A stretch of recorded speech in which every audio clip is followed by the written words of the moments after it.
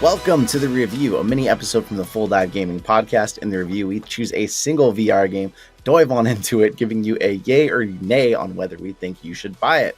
In this episode, we're discussing one of the most highly anticipated VR games of all time, Bonelab. Of course, this review is brought to you by Asterion Products. They've got their beautiful VR headset stands, headphone stands, and they're actually on sale right now for their lowest price ever. So if you check them out on Amazon and you use code FULLDIVE10 to save 10%, you can get your own Aura headset stand for $15.02.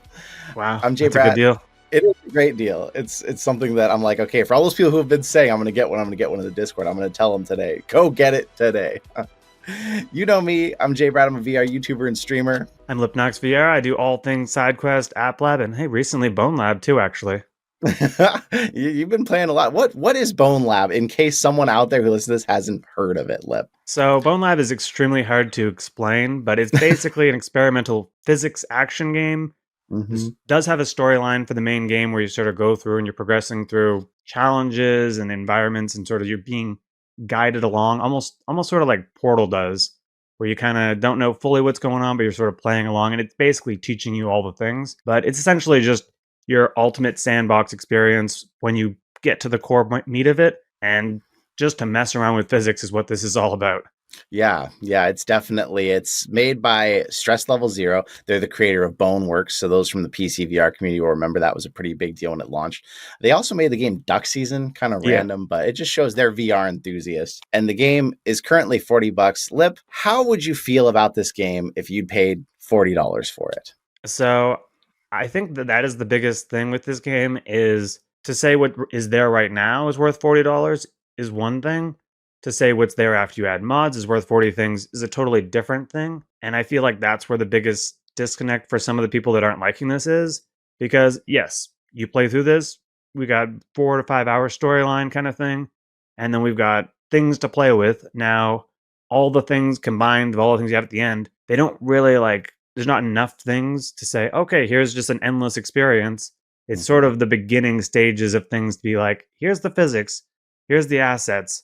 You guys have fun with it.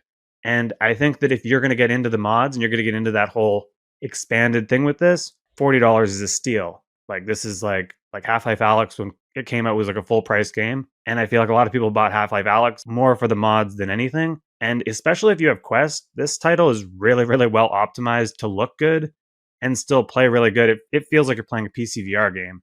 And I think if you have an Oculus Quest 2 only, that justifies $40 right there for me. Yeah, it's interesting because I got it and I've only played it on Quest so far. I haven't tried it on PC.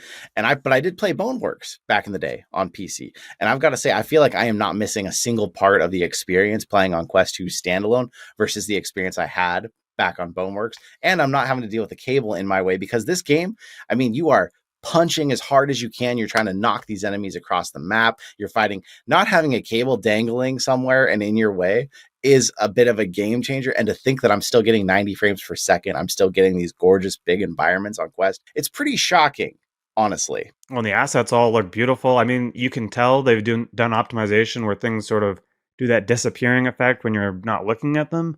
And I swear, this is one of those games that's going to take advantage of eye tracking, because you can already tell it's trying to do that anyways. But I played it on the PC. I went and tried it on the PC, and I was like, things are loading in faster. Things are they're higher resolution assets. But at the end of the day, this game was clearly made for the Quest 2 and upscaled for the PC. Yeah, and it hasn't even been out that long. It came out on September 29th, so it's been out for about 10 days now. I luckily got a little bit before release, and I mostly did most of my playing before release, before many mods had been made. You've spent quite a bit of time playing. You've installed some mods so far. How many hours do you think you've sunk into this game? Maybe 20 hours so far. Okay. I don't know. It's hard to say because I've spent so much time just testing the mods, and I don't know how much you can say in terms of that, because I spent like an hour just looking at all the mods on the website, being like, I want this one, I want this one, I want this one. Watching videos to be like, okay, how do I install these things? How do I get this thing going? And I mean, I feel like I've already gotten my $40 worth, and we're at the starting stages. People haven't even really. They've uploaded assets to the mod things, and they've uploaded avatars, but there's virtually no utility things so far. There's nothing spawnable really. There's a few spawnable things, but right now it's just super, super early stages. And I think that if you like that kind of stuff, like this is just thousands and thousands of hours. Well, and that's something that sets this game apart. So, a lot of games out there get mods later, and it's something that hackers have tacked onto the game. This game, unlike Boneworks, even its predecessor, is fully embracing mods. It has a mod menu in the game. It has ones that are like approved by them. It has which ones you've installed. It has a spot for which ones are experimental, and it warns you, like, you could still break this game. We're allowing you to mod it and go crazy. But for someone like me who didn't try modding it yet and just got the core story, or if you can even call it a story, it's pretty interpretive. But just getting into the game, you're dropped into this world, and if you played Boneworks, it's going to feel familiar. But if you didn't, all of a sudden you have to learn how to navigate this world, and everything has physics, including like if you go up to the wall and you put your hands on the wall and you try to push the wall away from you, it will force your body back, just like in real life. If you were to shove the wall, what's going to happen? The wall's not going to move. You're going to be pushed away from the wall. And of course, some people have brought up that brings in some jankiness. You're near a table and you're trying to grab your gun off the table. Your hand gets stuck under the table because you tried to reach through the table, which you shouldn't have done. It's forcing you to treat it in a more realistic way. But for people who have been playing games that don't do that, that allow your hand to just pass right through something, it can be a little unapproachable, and especially the motion. What do you think about the gameplay mechanics and stuff, Lip? Since you've been in VR a long time, how would you explain this to someone who hasn't played something quite like this game? So I feel like when I played Boneworks, they missed one key aspect, and it was the haptic feedback. Mhm. And they totally fixed that for this game. That being said, I mean, one of the biggest things I've noticed with this game is when you're trying to climb up things, it's not like you can use the grip buttons, but the game is meaning for you to pull your body up.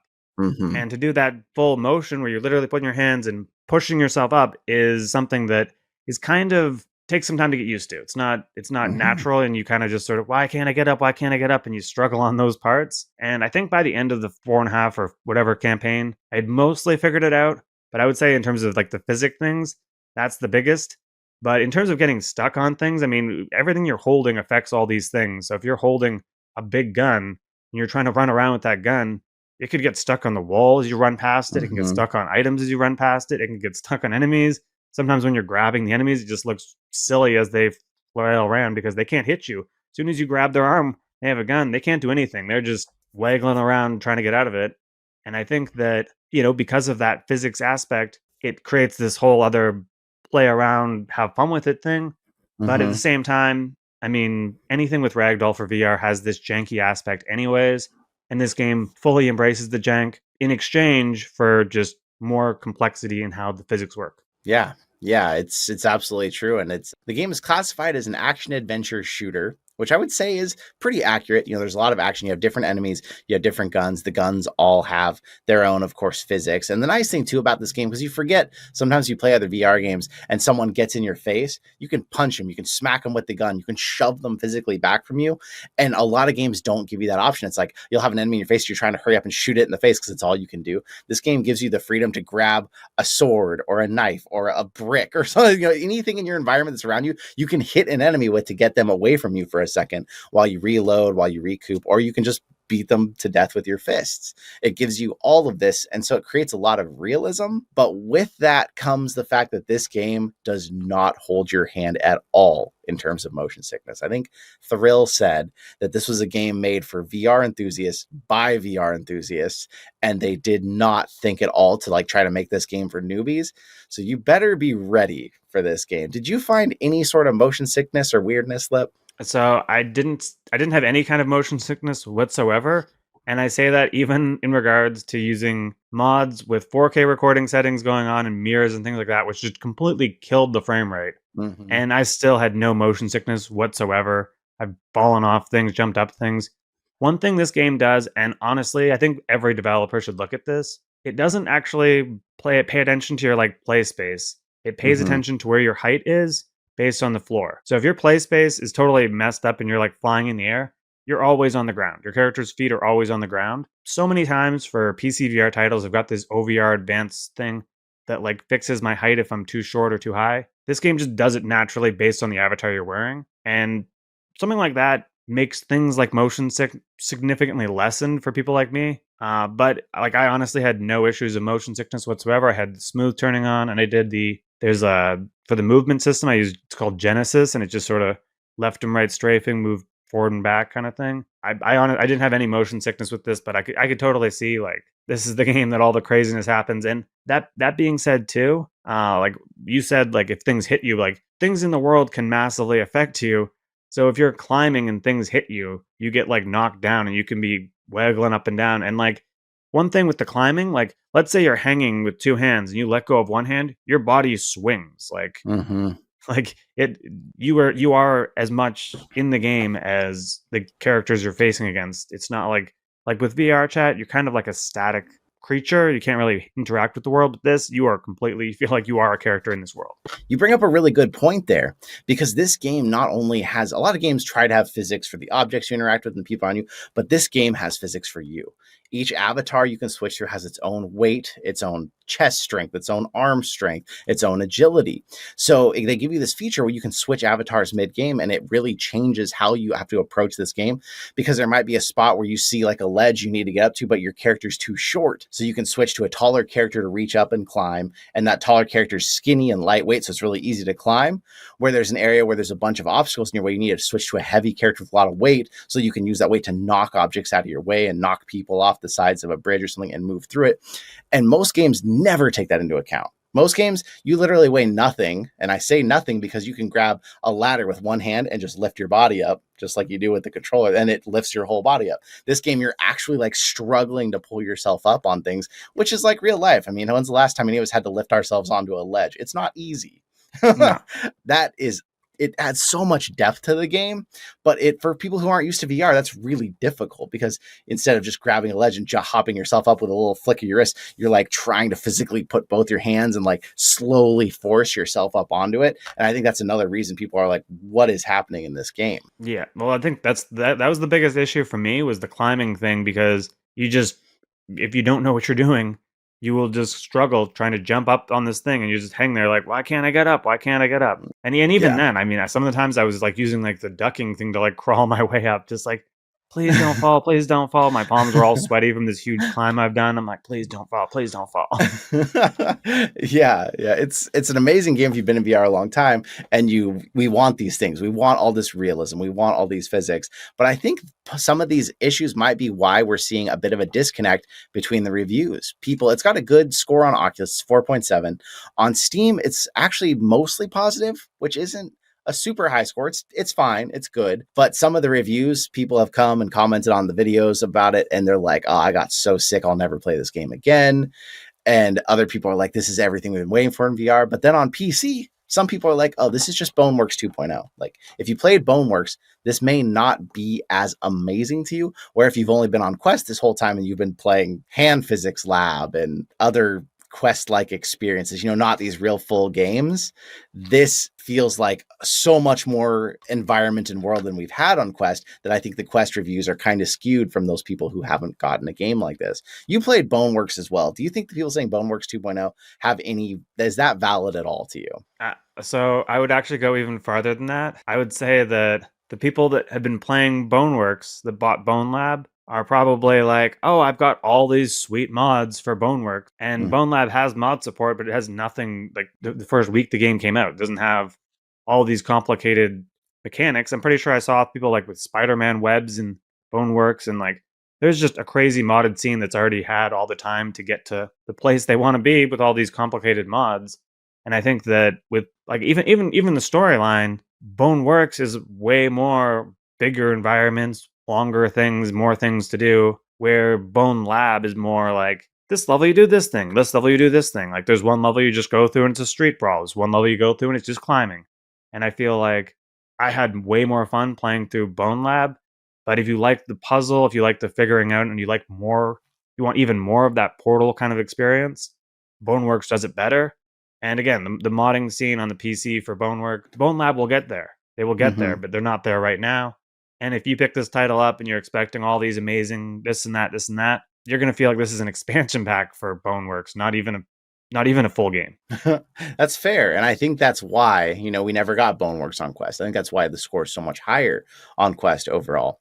So I think that it begs a couple questions, and we'll go over that in the yay or nay. But something that I'm starting to think about is like the game is gonna be completely different. If you find this video or this review in 6 months from now, there's gonna be a lot more you could do with this game. But if you're someone who's only gonna buy it and never mod it, you're just gonna play it through once, it might mean something different to you than it does for everyone else. I didn't get a chance to really mod it. I saw some of the original baked in like avatars and stuff, but because I did this all pre-launch, I haven't seen everything that got added. I saw you added a video of some of the best mods. So what do you think? Take a couple minutes here. Tell us, what are some of the best mods? What do they add to the game? What do they change? And if someone bought the game only to play it normally, why should they go out of their way to mod this game? So I'll say, first of all, with modding, it has like these menus in the thing that say, oh, here's mods. And so far, there's only a couple mods that the company themselves have put in. I think something Junkyard or something. And I think there's a couple avatars from Duck Season. Mm-hmm. But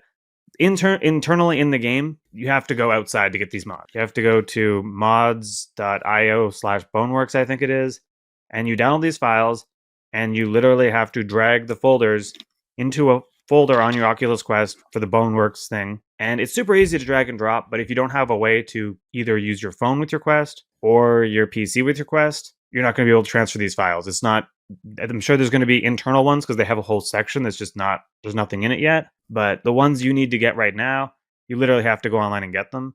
But with that being said, right now, the one that I think is the most essential is, and I hate to do this, but like part of the game is going around collecting these orb things so you have tools and things you can use in the sandbox mode. But it's really hard to find them all, and let's be honest, a lot of us just want to play with them. Mm-hmm. So what I did is the number one save file, or the number one thing you have to go on there, is 110% dev save file.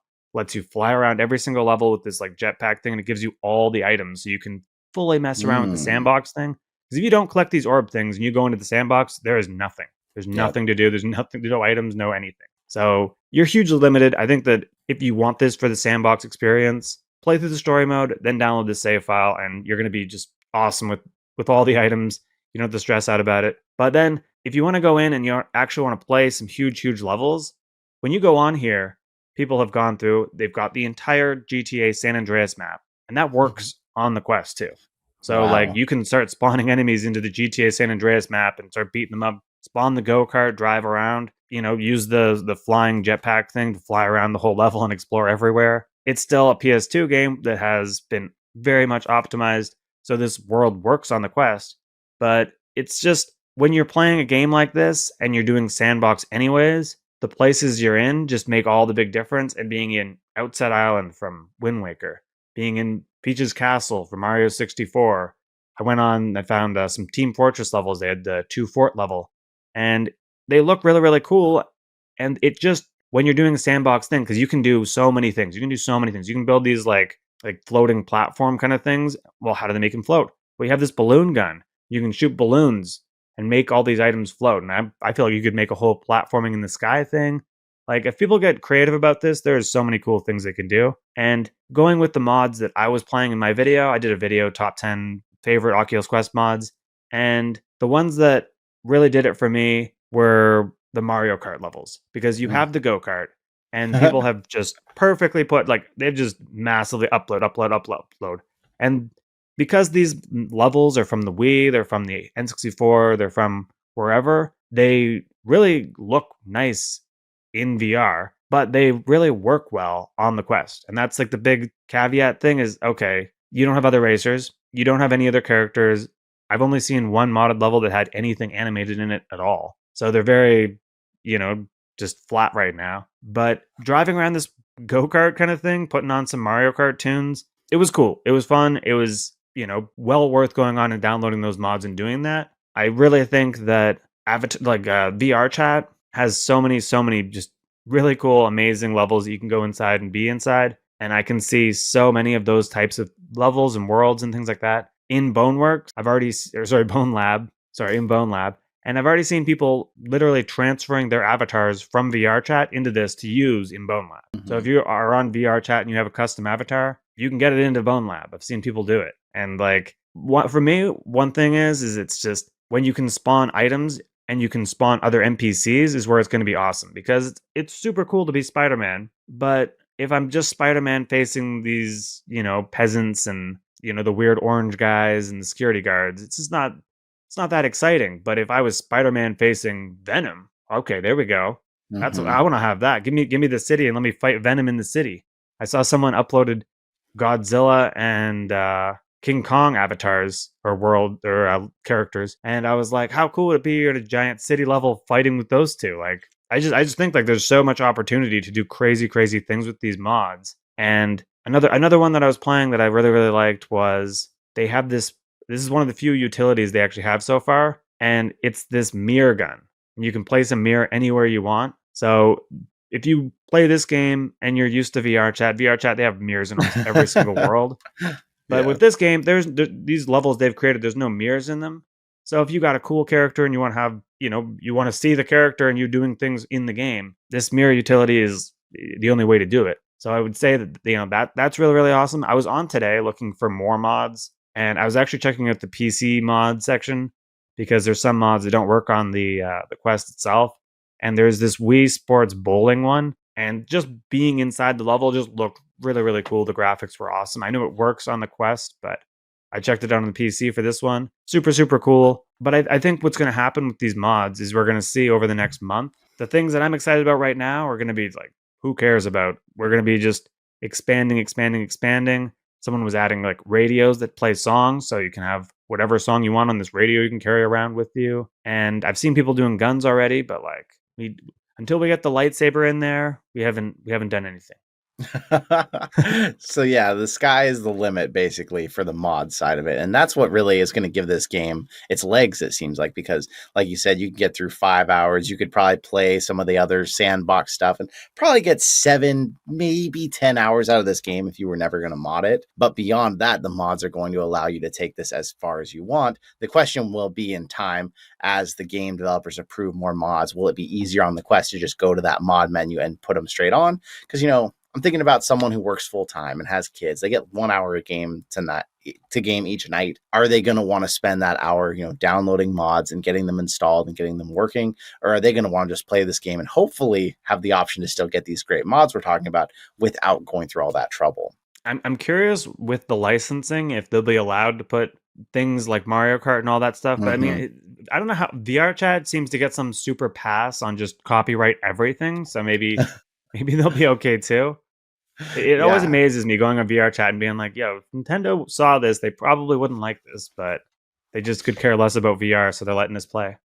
Yeah, I'm curious if that's because VR chat's free and everything in it's technically free. I don't know if there's some other creative license they can get away with some of that, but I definitely think Bonelab it's a game that will continue to get more in the future. So the question is, should you buy it now? Is it worth it now? And I think to step this up a notch, we should say, if someone knows they're not going to have time to mod this game, is it worth $40 just to play the main game, look for these collectibles, go in the sandbox, go play the parkour, the rooftops, all these different things in Bonelab? Is it worth it then modless, basically? Based on what's currently there, assuming that there's no updates and they don't add anything else?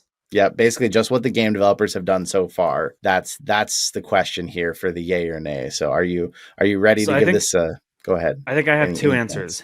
I think if we're talking about the Oculus Quest 2, definitely a yay. When we're talking about PC VR, it's a wait and see, especially if you already have Boneworks. Yeah, it's an interesting, and I'm on the same. I was going to say it's a pretty definite yay, but keep in mind you've got to be prepared to handle this game physically. Yeah. So if you just got your Quest and you're so excited everyone else is playing Bonelab and you want to get in, if you've been slightly sick in any game ever, don't jump into Bonelab right now, or at least set a timer for yourself. Play it short in little sessions and kind of work your way up. This game is made for people who have their VR legs.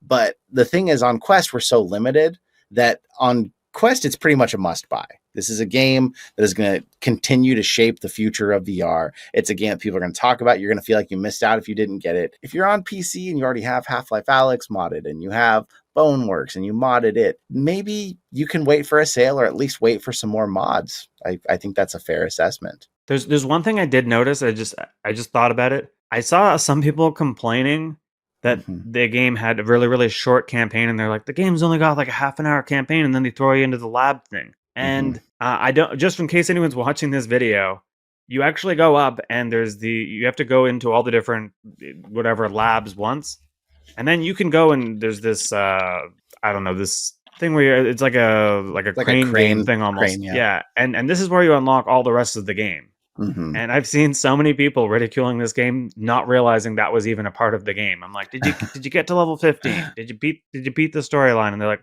15? What do you mean? And so I definitely will say, like, if you only played that first little bit and then went in the sandbox, you'd definitely be like, where's the game? But there's more than that. Yeah, that's fair because the game again, it doesn't hold your hand in a lot of No. ways, and one of those ways is the storyline and how you progress. You have to figure this out as you go. So it doesn't tell you, okay, here's the next story mission. You have to figure this out. And I could see where if it seems like the Bone Lab would kind of be the unlockable at the end of the game, and it's not. They're letting you get in It there it as fast as possible. it is pretty like straightforward and linear after you get back in after that lab level, but it definitely there's parts that it doesn't tell you what to do, and there's no hand holding in that regard. And I'll admit there was at least once I had to go online and get some help. There was one thing I didn't think I could climb up, and I was like, how do I get around this? And I'm trying to like do some crazy jump around it, and then I'm trying to like move objects that I can like get around anyways, and then I was like, oh, you just climb up the thing. I'm an idiot.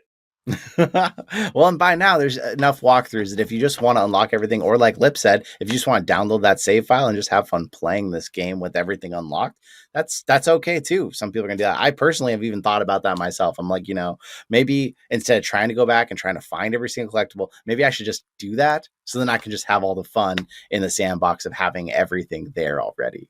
That's okay Oh, too. There's well, there's also another side of that too. Let's say you get this game for your Quest 2, you beat the game, you have fun. Well, you can actually take that save file from your Quest 2, load it into your PC version of Bone Lab, and you still have your save file. It's exactly the same save file. that's So cool. you can double up if you're doing both systems at once. You don't have to feel like I've done all the progress in the Quest 2, now I got to play through all this again. No, no, no. You can use your save file, still feel like it's legit. You could legitimately go back and forth and play some of the levels on, play through the campaign on both at once. Yeah, they've put a lot of care and love into this game, and it shows, and it's going to continue to evolve and change over time, which is always a great thing for us in VR because too many games come out and they just get abandoned after launch. And this looks like it's got a bright future ahead of it, so I'm excited. So I'm curious, do you think that they are going to add multiplayer to this at all? Because I feel like having multiplayer would be a game changer, but I don't know if the Quest 2 can handle it. They said, the developer officially said, not at launch, in quotations.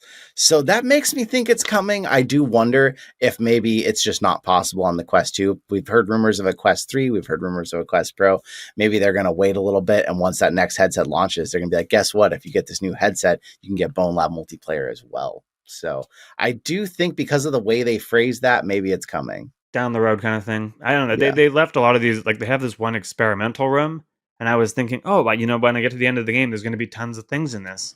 But there was just two options by the end of the game, and I was kind of like, oh, well, are they adding more? Is because the mods don't seem to go in those categories. The mods just seem to be their own levels themselves. Yep. So it's weird when you go in and you see this experimental thing, and there's only two options at the end of the game, and there's several areas with like the modding thing that are like that. So it makes me think that they're planning on just this is the starting point.